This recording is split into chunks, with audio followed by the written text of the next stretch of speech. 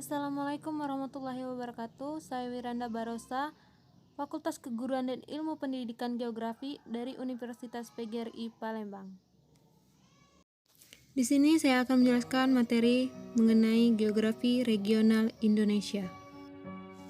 Geografi regional Indonesia ialah studi tentang variasi penyebaran gejala dalam ruang pada suatu wilayah tertentu, baik secara lokal, negara maupun wilayah seperti benua. Selanjutnya yaitu mengenai 3 lempeng di Indonesia. Lempeng yang pertama yaitu lempeng Asia Tenggara atau Sunda.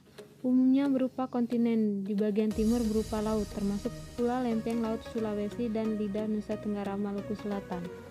Lempeng yang kedua yaitu lempeng Laut India dengan Australia, berupa subduksi oseanik di sisi barat dan bagian tubrukan kontinen di sisi timur Indonesia. Dan untuk lempeng yang terakhir yaitu lempeng Lautan Pasifik Barat, menunjam di bawah kontinen Asia, terdiri dari jumlah lempeng kecil yaitu Caroline, Filipina, dan Maluku Utara. Untuk pergerakan ketiga lempeng ini, yang pertama yaitu lempeng Asia Tenggara, bergerak 1 cm per tahun ke arah tenggara, dan lempeng Pasifik Barat bergerak 9 cm per tahun ke arah barat. Lempeng India dan Australia bergerak 7 cm per tahun. Lempeng Pasifik Barat dan Asia Tenggara bertemu di sistem busur jalur Asia Filipina. Busur jalur Filipina.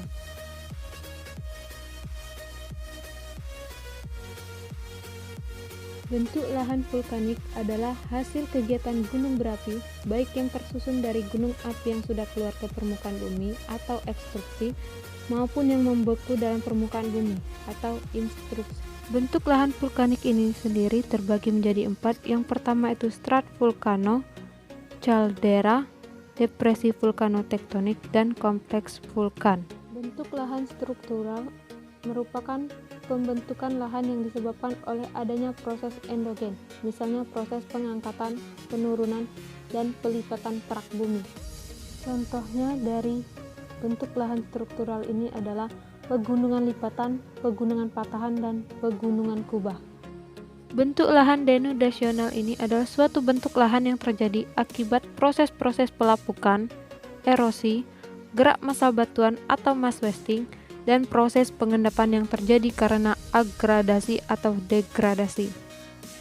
Bentuk lahan marin atau laut ini merupakan bentuk lahan yang terbentuk oleh kerja air laut atau gelombang dan arus, baik proses yang bersifat konstruktif atau pengendapan maupun destruktif atau abrasi, dan terdapat pada wilayah kepesisiran.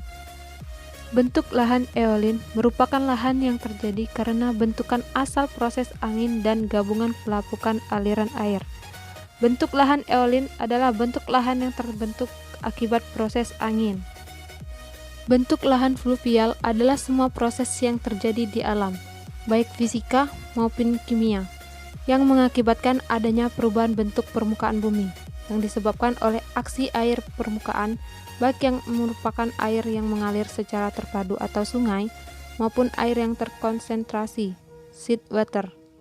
Bentuk lahan solusional adalah bentuk lahan yang terbentuk akibat proses pelarutan batuan yang terjadi pada daerah berbatuan, karbonat.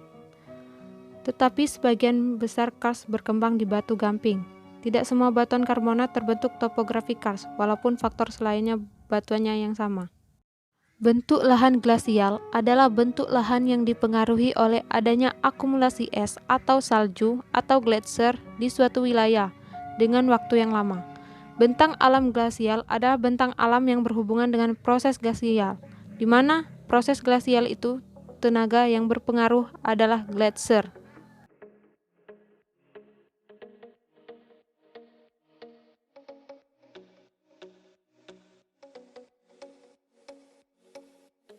Wilayah Indonesia merupakan negara kepulauan terbesar di dunia. Dari aspek meteorologis, benua maritim Indonesia mempunyai kompleksitas dalam fenomena cuaca dan iklim.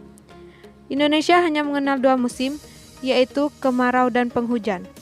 Penentuan musim dilakukan dengan memperhatikan curah hujan dalam satu dasiran atau 10 hari. Kepulauan Indonesia merupakan wilayah yang unik, kombinasi dari geologi, geomorfologi, dan iklim berpengaruh terhadap kondisi biografi Indonesia. Indonesia merupakan salah satu negara dan keanekaragaman hayati terbesar di bumi.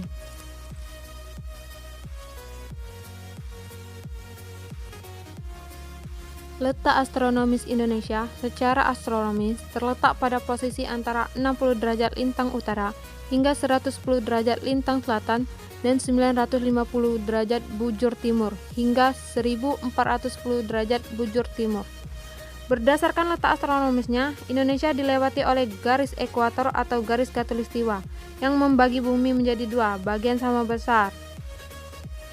Indonesia berada di antara 23, lintang utara, garis balik utara, dan 23,50 lintang selatan, garis balik lintang selatan.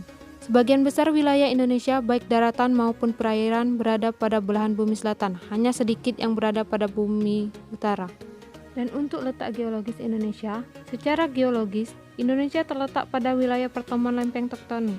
Yang pertama yaitu lempeng Asia Tenggara atau Sunda, yang kedua itu lempeng Laut India hingga Australia, dan yang ketiga yaitu lempeng Lautan Pasifik Barat. Dan itulah tadi penyampaian materi dari saya mengenai geografi regional Indonesia. Saya akhiri. Wassalamualaikum warahmatullahi wabarakatuh. Terima kasih telah menonton. Semoga bermanfaat untuk kita semua. Dan jangan lupa like, comment, and subscribe. Bye-bye. Terima kasih.